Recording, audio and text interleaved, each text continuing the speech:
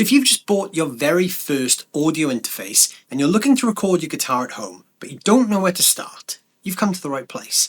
In this video, I'm going to show you how to get your new audio interface set up and ready to record your guitar at home. In this video, I'm going to be using and talking about the Audient EVO 16 interface, but all of the principles I talk about in this video can be applied to any other interface. Doesn't matter about what size or what brand, most of these principles will be very similar. The only things that will differ will be the type of drivers and the software that you see on screen. So I'm going to be using this Audient EVO 16. Now this is my brand new interface and I haven't actually plugged this in yet, so I'm going to be doing this for the first time on camera with you today to show you how simple it is to get started. So if you want to see me unbox this thing, there's a video in the top corner of this that you can click and watch me take this thing out of the box for the very first time. And now we're going to plug it in for the very first time. So inside the box you get the interface, you get an IEC cable, otherwise known as a kettle lead, and also you get a USB cable. This is a USB-C connection, which is on the back of the interface. The USB cable allows the interface to talk to your computer and send information back and forth.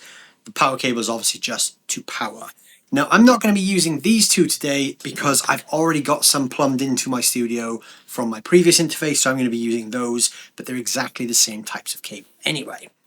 So in this video, I'm going to be using just a few simple connections on the interface. So first of all, I'm going to be plugging it in with the IEC cable and the USB-C cable.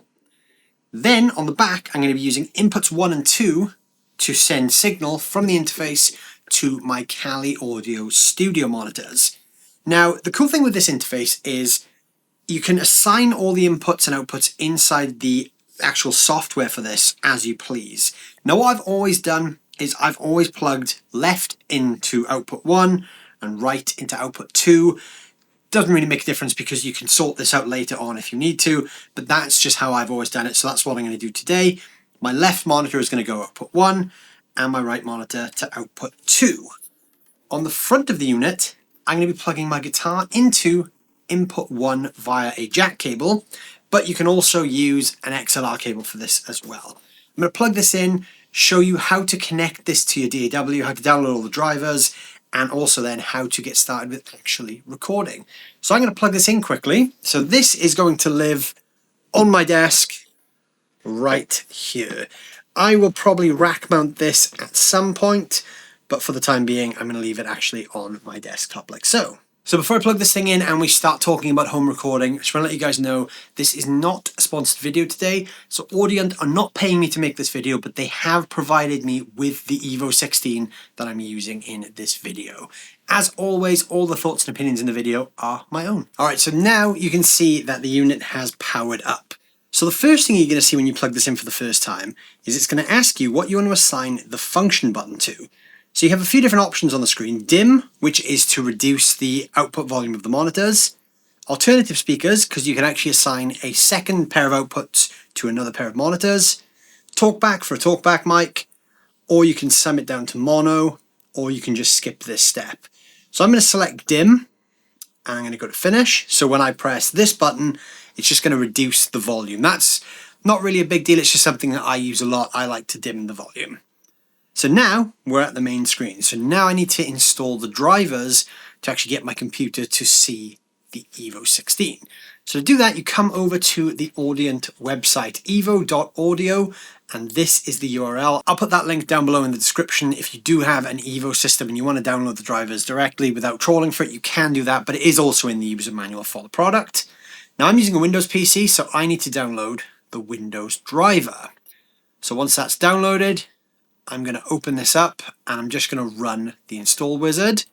So I'm going to run that, and this is just going to guide me through the setup for the EVO 16 drivers.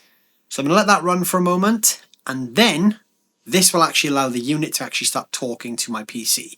So when you do buy yourself an audio interface, you can't just plug it in and it will work straight away. You do have to install some drivers to get it all talking to each other. All right, so the drivers are installed. That took around about 3 or 4 minutes. It's a very quick process.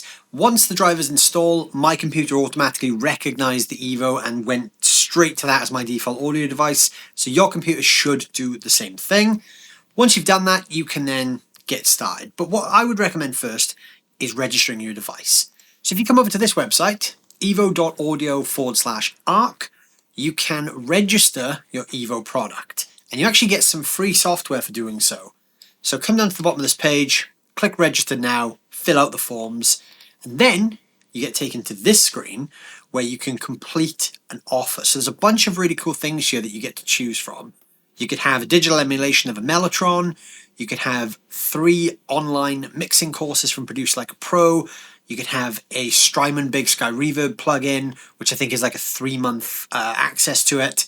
SonarWorks, which is a great room correction tool, which I already use, and I can highly recommend that. It's a fantastic piece of gear.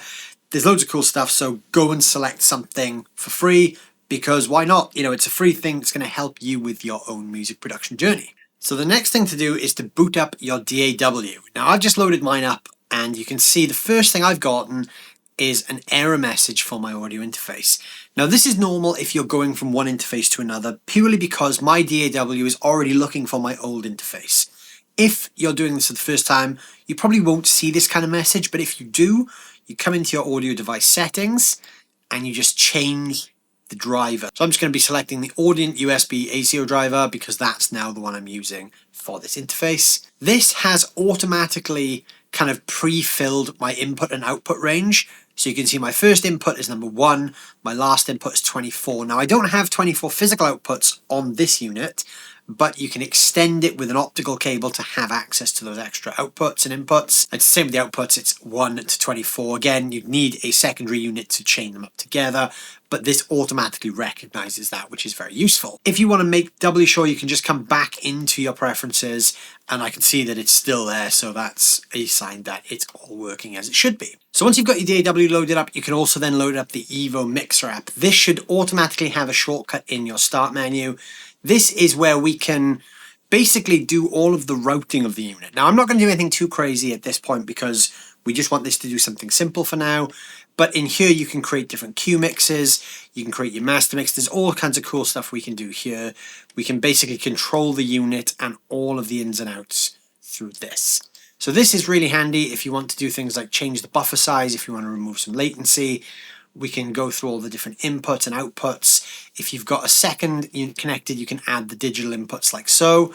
Then I have access to more inputs across here.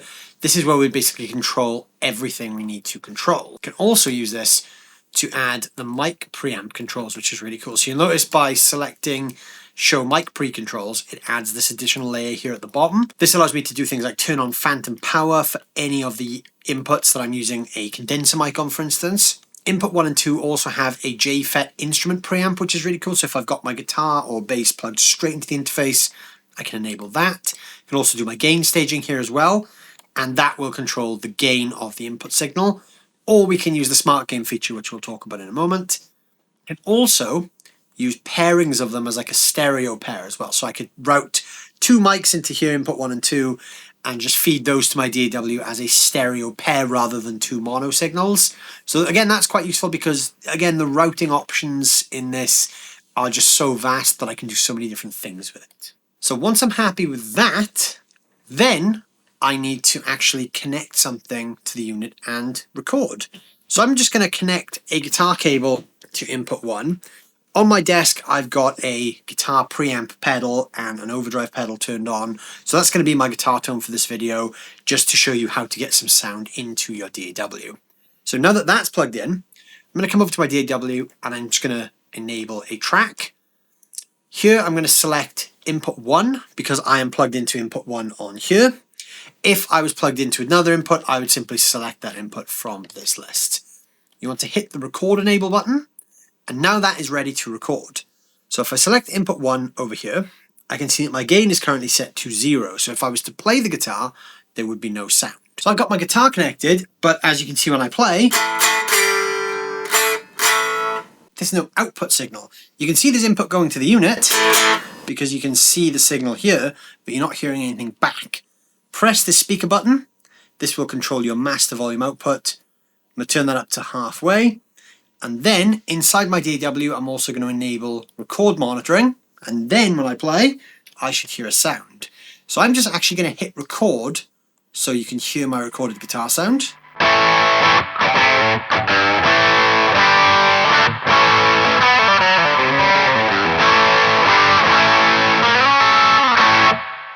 So that works. I'm now recording a sound into my DAW, as you can see. So once you've got your guitar connected and you know it's sending a signal to your DAW, you can then use the Smart Gain feature. And this is where this gets really, really cool, because gain staging and getting your input gain right is a huge part in having a great recorded sound. Now, you can spend ages gain matching and making sure everything sits at the right point, or with Audient's Smart Gain feature, you can do it in seconds. So to do this, all I need to do is hit this button here, the green button. That turns on the Smart Gain. It says select channels. So I'm only using channel 1, so I'm just going to press that, and then I'm going to press this button again, and the unit is then going to start listening to me. Then I'm just going to play for a little bit, and this will automatically gain stage according to what it thinks my gain level should be.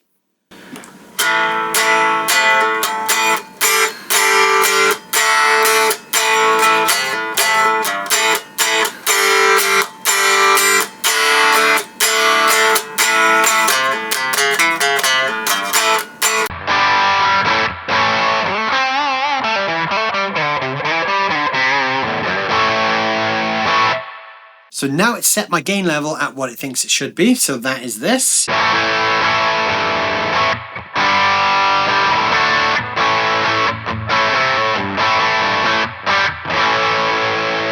So that's pretty much where I set it earlier actually, which is quite useful. So that means in my DAW you can see that the signal I recorded earlier and the signal that it just recorded, this one is slightly louder. You can see it's slightly boosted up, but it's got a ton of headroom. So if I was to turn up my overdrive pedal,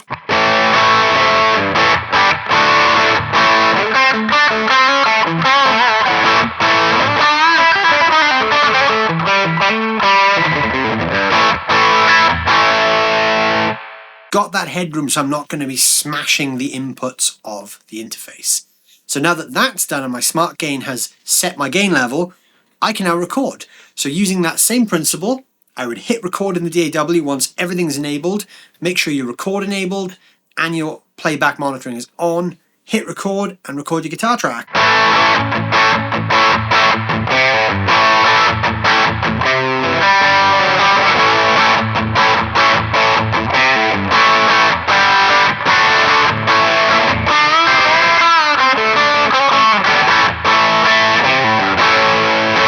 And there you go, that is the basics of home recording. Once you've done that, you can then start recording with a metronome. You can add other layers of guitar, you can add other instruments, you can start mixing, you can do whatever you want. That is the basics of getting a sound from your guitar through your interface into your computer. Let me know down below in the comments if you've got any questions about getting started with home recording, or there's any home recording topics you'd like to see me cover on video. I'd love to hear what kind of issues you guys are coming up against in your own home recording journey. There are some links down below in the description where you can check out the Audient EVO 16. If you're looking to get one of these yourself, you can use this as a step-by-step guide to get started. If you have another interface, all of these steps will kind of follow the same path, but obviously all of the software that you're going to be using will function slightly different, and some things may be labeled different as well. And if you do have an Audient product already, let me know your experience with it down below in the comments. I'd love to hear how you guys are getting on with your own Audient EVO products. Thank you so much for watching as always. Don't forget to hit the like button and hit the subscribe button if you're new here, and I'll see you guys very soon. Thank you so much for watching.